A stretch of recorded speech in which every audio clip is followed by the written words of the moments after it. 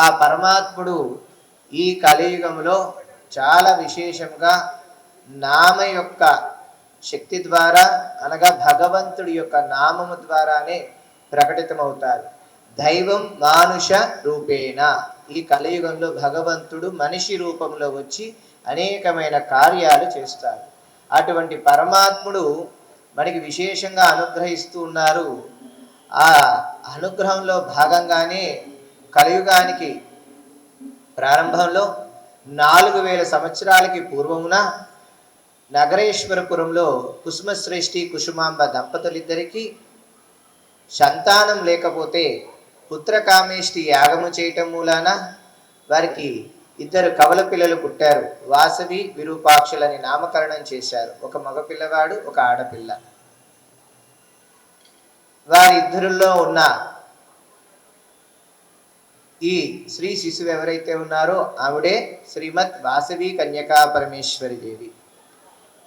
వైశాఖ మాసంలో దశమి నాడు పునర్వసు నక్షత్రం శుక్రవారం రోజు శుభ సమయంలో ఆ కుసుమాంబ చక్కటి ప్రసవించడం జరిగింది. చక్కగా ఈరోజు మాఘశుద్ధ విధియ, ఈనాడు అమ్మవారు ఆత్మార్పణ చేసుకున్న రోజు. అయితే ఇక్కడ అందరూ గమనించవలసింది ఏమిటి అంటే, శ్రీమద్ వాసవి కన్యకా పరమేశ్వరి అమ్మవారు ఒక్కరే కాదు ఆత్మార్పణ చేసుకుంది. 102 గోత్రిక దంపతులు ఎవరైతే ఉన్నారో వారందరూ కూడా ఈరోజే ఆత్మార్పణ చేసుకున్నారు. అంటే ఈరోజు ఎంత గొప్ప శుభదినం అంటే అంత గొప్ప శుభదినం.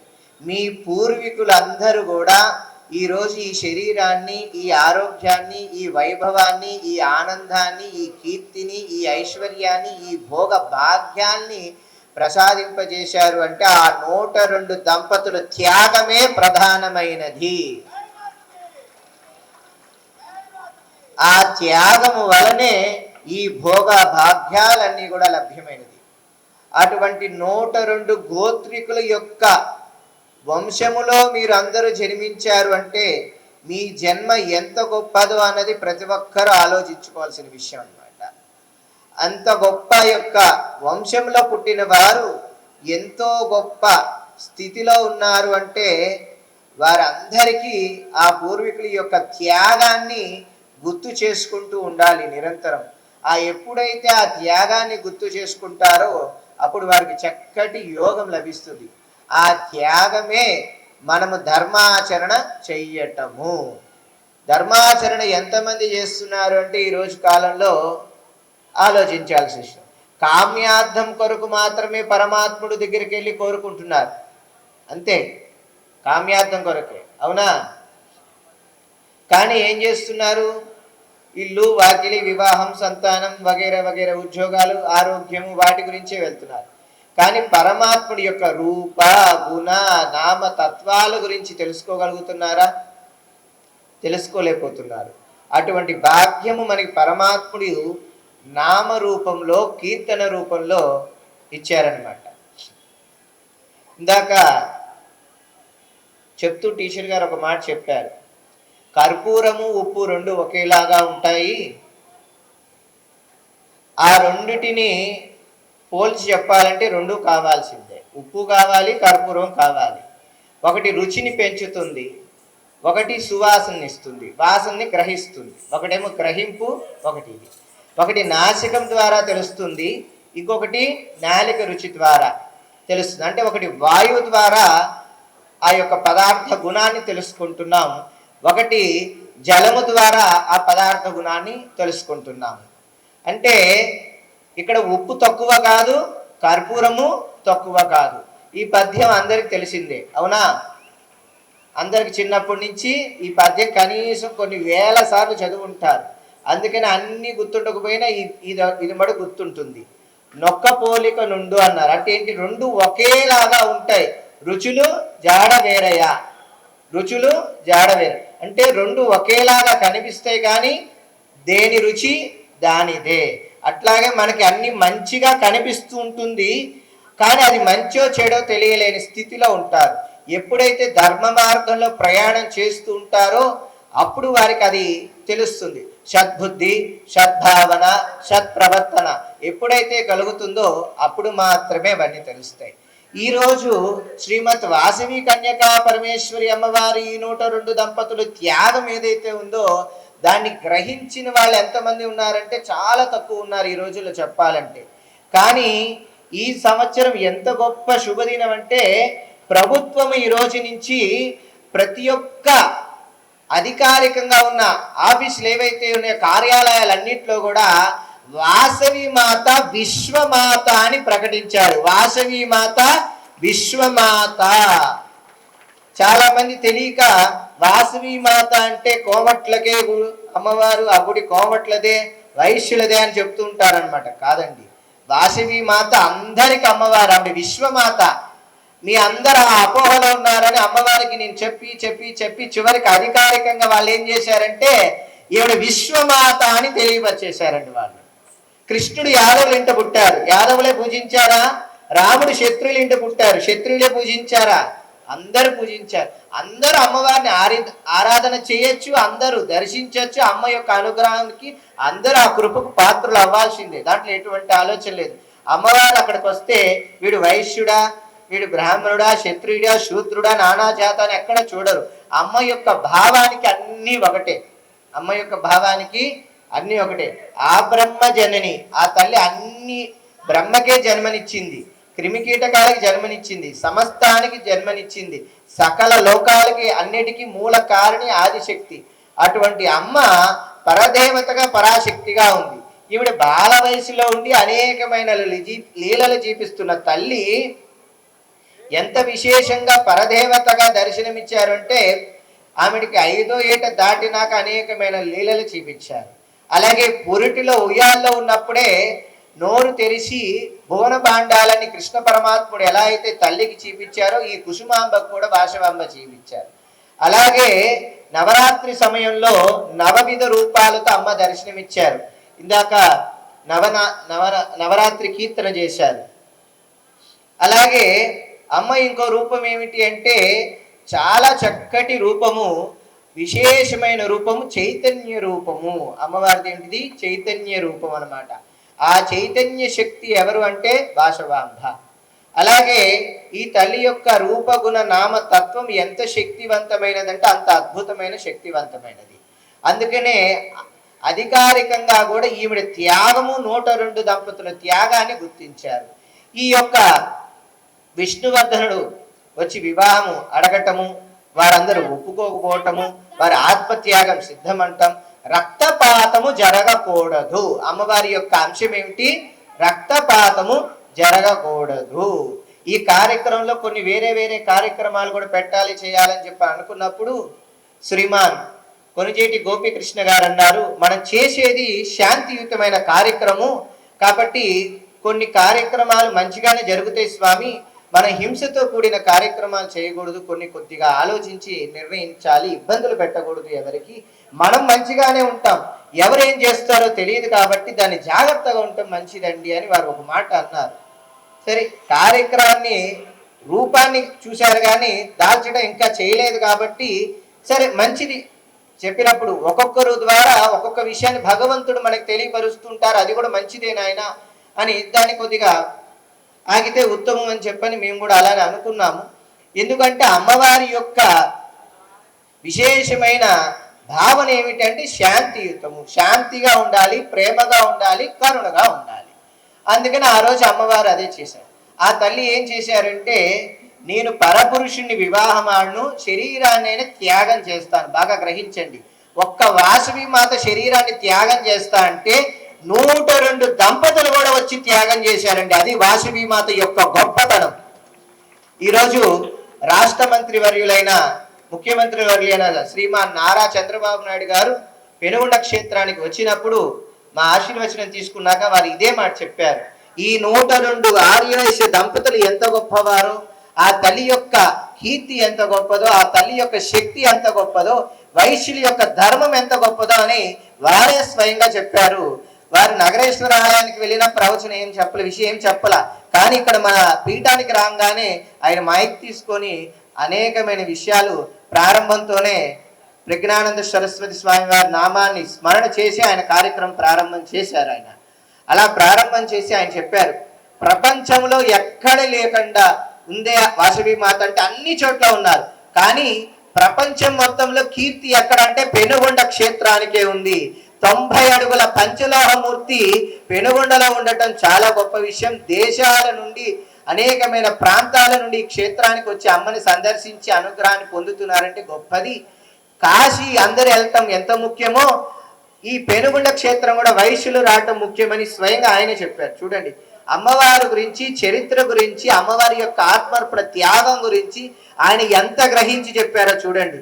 అది లేకపోతే వాళ్ళు అధికారికంగా ప్రకటిస్తారో చెప్పండి, సాధ్యమవుతుందా? సాధ్యం కాదు. అంటే అమ్మ యొక్క చరిత్ర ఎంత గొప్పదో ఆలోచించాలి. పూర్వకాలములో పూర్ణమ్మ అనే యొక్క పాఠాంశం వచ్చేది మనకి, అవునా, తెలుగులో వచ్చేది. ఆవిడ దుర్గమ్మ తల్లి భక్తురాలు, అవునా, ఆవిడ కూడా అమ్మవారిలో ఐక్యమైపోయారు. అలాగే ఊరిమిలాదేవి నిద్ర అనే ఒక పాఠం వచ్చేది.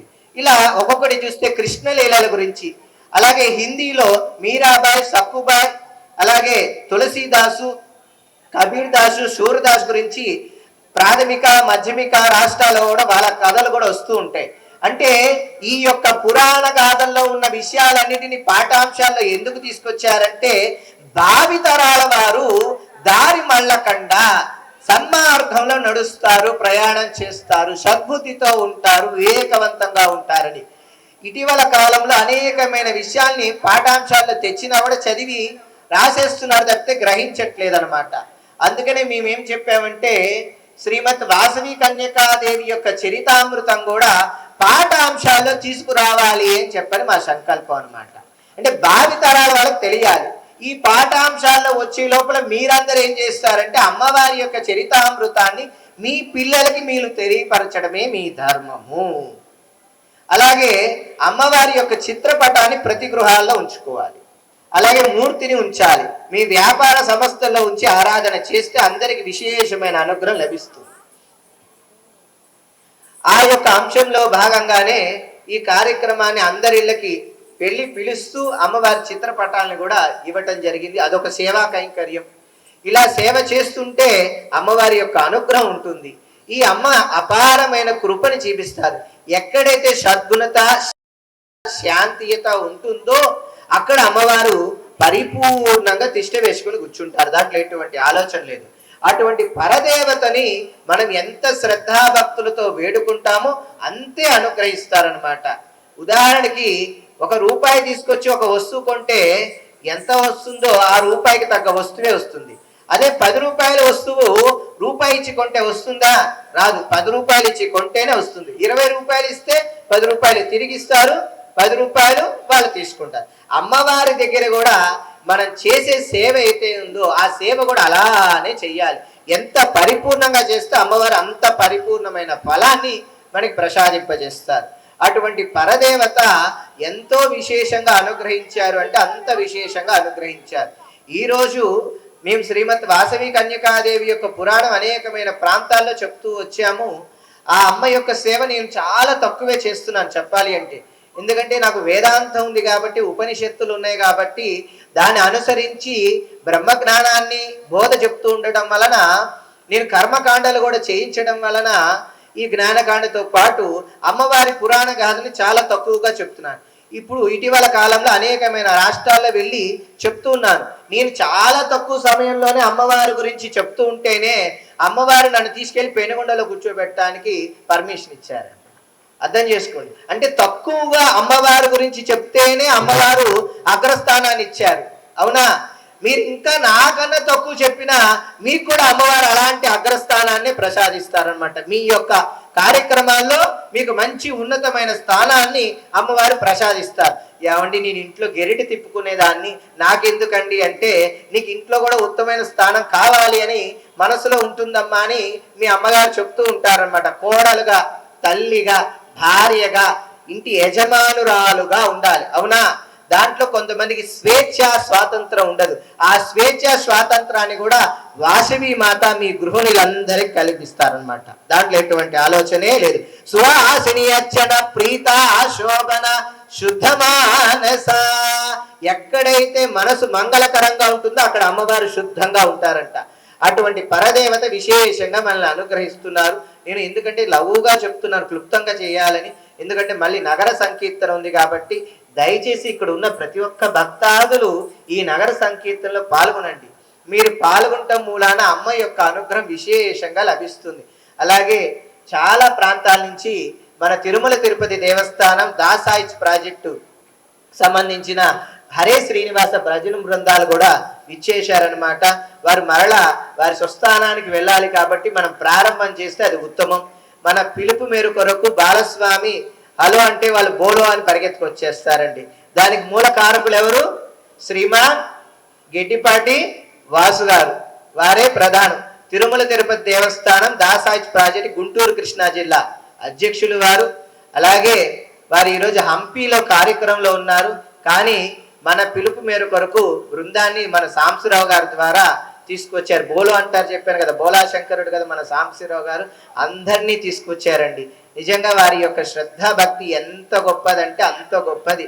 బాలస్వామి అంటే వాళ్ళు పరిగెత్తుకుంటూ వచ్చేస్తారనమాట. హరే శ్రీనివాస బృందాలు ఎంతమంది ఉన్నా, ఎన్ని ప్రాంతాల్లో ఉన్నా కానీ పరిగెత్తుకుంటూ వస్తారు. రేపు పెనుగొండకు కూడా 1000 మంది వస్తున్నారు వీళ్ళందరూ. ఎక్కడికి? పెనుగొండకి. తెనాలి ఎక్కడ, పెనుగొండ ఎక్కడ, వీళ్ళ గ్రామాలు ఎక్కడ? కేవలం ఎవరి కోసం? స్వామి కోసం. అట్లాంటి సేవ చేస్తున్నారు. హరే శ్రీనివాస, హరే శ్రీనివాస, హరే శ్రీనివాస, హరే శ్రీనివాస. ఇంకో గొప్ప విషయం ఏమిటంటే, కొంతమంది నిన్నటికి తిరుమలలో కొండ మీద పురందాసులు వారి యొక్క ఆరాధన కైంకర్యం జరిగింది. అది ముగించుకొని వాళ్ళు మరలా ఇక్కడికి వచ్చారమ్మా. నిజంగా వాళ్ళ శ్రద్ధాభక్తి ఎంత గొప్పదో. వాళ్ళ ఇళ్ళకు కూడా వెళ్ళలేదు ఇంకా. కానీ మన దేవస్థానం మీద, ఈ కార్యక్రమం మీద వాళ్ళకి నిజంగా మనసు పూర్వకంగా ఉండబట్టే వాళ్ళు రాగలిగారు. అవునా కాదా? మనం ఏమన్నా నగలు చేయించామా, చీరలు పెట్టామా, సారెలు పెట్టామా? ఏం పెట్టలా, ఒక్క పిలుపే పిలిచింది. అవునా? వెంకటేశ్వర స్వామి కీర్తనలు పాడుతుంటారు, ఒక పిలుపులో పిలిస్తే పలుకుతావంట. అవునా? పరమాత్ముడు అలా పలికారు. ఆ పరమాత్ముడు వీళ్ళందరి యొక్క హృదయంలో ఉండబట్టే వీళ్ళందరూ కూడా ఈరోజు ఇక్కడికి వచ్చారండి. దాంట్లో ఎటువంటి ఆలోచనే లేదు. అలాగే ఈరోజు అధికారికంగా ప్రకటించడం వలన మన దేవస్థానానికి కూడా మన ప్రాంతీయ మంత్రివర్యులైన శ్రీమాన్ నాదెండ్ల మనోహర్ గారు కూడా వచ్చి అమ్మవారికి పొట్టు వస్త్రాలను సమర్పణ చేశారు. చంద్రబాబు నాయుడు గారు కూడా చెప్పారు, ఇదే వాసవి కన్యకా పరమేశ్వరి అమ్మవారికి తొలిసారిగా జరుపుతున్న వైభవము. ఇదే, ఇంతమటికి ఎప్పుడు జరగల. అవునా? అనేకమైన క్షేత్రాలకు జరిగినాయి, కానీ అమ్మవారి క్షేత్రాలకు జరగలేదు. ఇదే తొలిసారిగా జరగటం నిజంగా గొప్ప విషయం. ఎంత భాగ్యం అంటే అంత భాగ్యం అనమాట. ప్రతి ఆఫీసులో, ఎంఆర్ఓ ఆఫీసులో, ఎమ్మెల్యే ఆఫీసులో అమ్మవారి చిత్రపటాన్ని పెట్టి ఈ రోజు నుంచి ఎప్పుడు అమ్మవారి ఆత్మర్పణ వచ్చినా పుష్పాంజలి సమర్పణ చేయాలన్నమాట. వాళ్ళు ఏ వర్గమైనా, ఏ వర్ణమైనా, ఏ మతమైనా, స్త్రీ పురుష లింగ వయోభేదాలే లేవు. చూడండి ఎంత గొప్ప విషయం అండి, ఎంత గొప్ప విషయం. అంటే ప్రభుత్వమే గుర్తించింది అంటే ఇంకా మనం గుర్తించడానికి ఇంకేం కావాలి చెప్పండి అంతకన్నా. కాబట్టి ఆ సత్యాన్ని తెలుసుకోండి. తెనాల్లో 25,000 మంది ఆర్య వైశ్యులు ఉన్నారని చెప్తూ ఉంటారు. 25,000 మందిలో 10% తీసుకుంటే 2,500 మంది, అంతేనా? ఆ 2,500 మంది కూడా ఇక్కడికి రాలేదంటే ఏమి చెప్పాలి చెప్పండి? చెప్పండి. అమ్మవారి మీద మీ భక్తి ఎంత ఉందో చెప్పాలి. హరే శ్రీనివాస బృందాలు అన్ని వర్ణస్తులు ఉంటారు, కానీ వారు అమ్మవారి సంకీర్తన కోసం వచ్చారండి. అది త్యాగం అంటే అది. అర్థమైందా? మనం పనులు పక్కన పెట్టుకుని ఎప్పుడైతే పరమాత్ముడి కోసం పరిగెత్తుకుంటూ వస్తామో పరమాత్ముడు కూడా అలానే అనుగ్రహిస్తారు. దాంట్లో ఎటువంటి ఆలోచన లేదు. కరోనా వచ్చినప్పుడు షాపులు కట్టేశారా? కట్టేశారా లేదా? డబ్బులు ఏమైనా వచ్చినాయి ఏంటి? రోగాలు వచ్చినాయి, డబ్బులు రాల, జబ్బులు వచ్చినాయి. అవునా? మరి ఆ రోజు కట్టేయటం వలన ఆరోగ్యాన్ని కాపాడుకోగలిగారు. ఈ రోజు అమ్మవారి జయంతి నాడు, ఈ రోజు ఆత్మార్పణ, ఈ 2 పర్వదినాల నాడు, జయంతి నాడు, ఆత్మార్పణ నాడు మీరు వ్యాపార సంస్థలను మీరు కొద్దిగా సేపు అలా పక్కన పెట్టి మీరు వచ్చి అమ్మవారికి సేవ చేస్తే సంవత్సరం కాలం మీ సంపద ఏదైతే ఉందో అది విశేషంగా అమ్మవారు వృద్ధి చేస్తారనమాట. ఇలా అనేకమైన ప్రాంతాల్లో నేను చెప్తే అలానే ఆచరణ చేశారు. ఒక ఆయన మొన్న మీటింగ్లో చెప్పినాక వాళ్ళందరూ 100 ఏళ్ళ నుంచి చేస్తున్నారు, ఆ గుడి కట్టి 60 ఏళ్ళు అయిందయ్యా 100 ఏళ్ళు అంటావేంటి అంట. నేను వాళ్ళకి తెలియదు సొగం తెలియకుండా అజ్ఞానంలో మాట్లాడతారు. నేను విజ్ఞానవంతుణ్ణి అనుకుంటూ ఉంటారనమాట ఒక్కొక్కళ్ళు అనమాట. అయితే 60 సంవత్సరాలు వాళ్ళ దేవాలయం షష్టాబ్ది ఉత్సవాలకు కూడా ఏమేమి చేయాలో బాలస్వామి వారిని అడిగే చేశారు వాళ్ళు. ఇక్కడ తాలూకా హై స్కూల్లో బాలస్వామి వారు 7 టన్నులతో పుష్పయాగం చేశారు, నేను కూడా చేయాలి. చేసుకోండి అయ్యా, నాదే ఉంటాయి. 7 టన్నులు చెప్పిన ఎన్నో కిలోలతో చేస్తాం, చేసుకోండి అని చెప్పారు. చేసుకున్నారు వాళ్ళు. చాలా చక్కగా వాళ్ళు వ్యాపార సంస్థను పక్కన పెట్టుకున్నారు.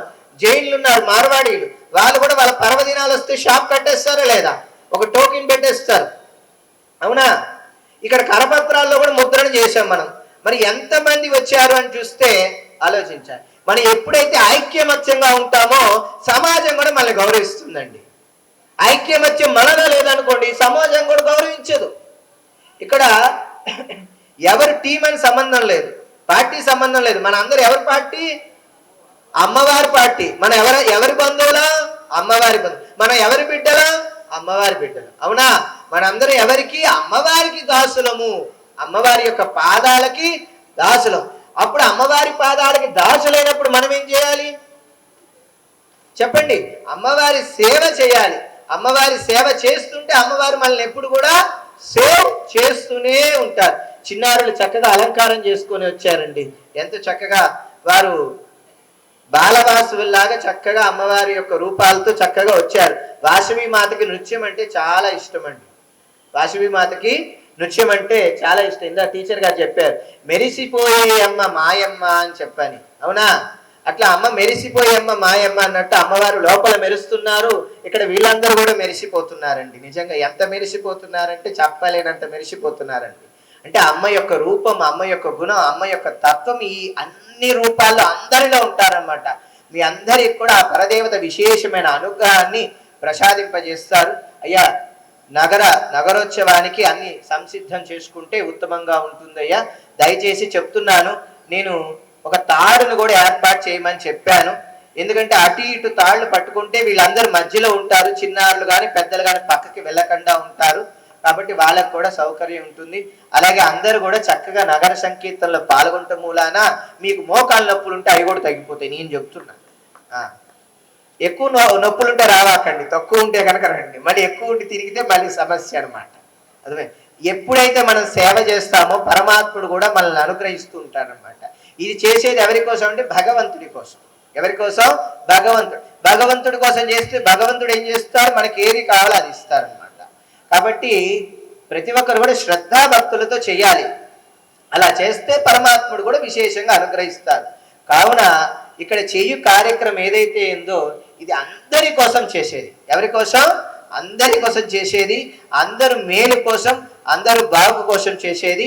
ఇక్కడ మనకి యాత్ర ప్రారంభం చేసుకొని అలా తెనాలి పురవీధుల్లో అలా అమ్మవారి దేవాలయం అంతా ప్రదక్షిణం చేసినట్టు చేసుకొని మరలా ఇక్కడికి వచ్చినాక అందరికి ఇక్కడ అల్పాహారం ఉంటుంది.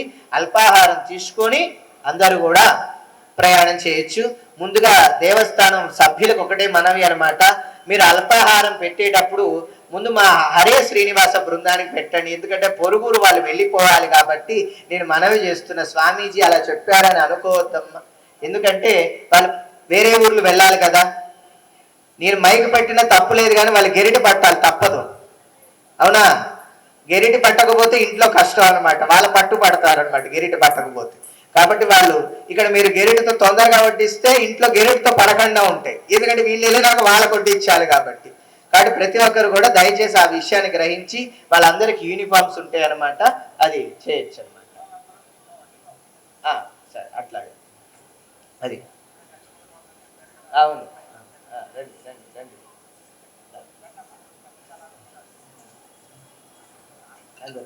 బాలాలీల వినోదిని. ఏమిటిది?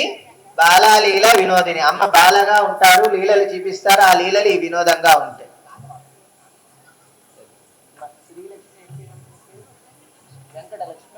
వెంకటలక్ష్మి. ఈ అమ్మగారు చాలా చక్కగా ఇటీవల కాలంలో అనేకమైన కార్యక్రమాలు చేయిస్తూ ఉన్నారు. హనుమాన్ చాలీసా మీద కూడా నృత్యాంజలి చేశారని చెప్పని మేము విన్నాము. అలాగే మీరు వాసవి కీర్తనల మీద కూడా చేస్తే మాకు ఆనందం అమ్మ. మరి అమ్మవారి జయంతికి ఈసారి ఒక 4-5 కీర్తనలు తయారు చేయించండి, మీకు కీర్తనలు కూడా అందిస్తాం. ఎన్ఆర్ఐ వాసవి అకాడమీ అని చెప్పని వాళ్ళకి అనేకమైన కీర్తనలు మేము అందిస్తే వాళ్ళు నృత్యాంజలి చేశారు. భక్తి టీవీలో కూడా అది టెలికాస్ట్ చేయటం జరిగిందనమాట. ఎన్ఆర్ఐ వాళ్ళు చేశారు. ఇప్పుడు రేపు కొత్తగా ఇంకోటి చేస్తున్నారనమాట. చక్కగా ఒక కీర్తన ఉంటుంది, అది చాలా బాగుంటుంది. ఇందాక టీచర్ గారు కూడా పాడారు. జయ జయ వాసవి కన్యకాంబ నీ చరణములే మాకు శరణమమా మధురం వాసవాంబ అని ఆ కీర్తన చాలా బాగుంటుంది. దాంతో కూడా చక్కగా నృత్యం చేయొచ్చు. దాన్ని 2, 3 మనం మార్చుకొని చేయొచ్చు.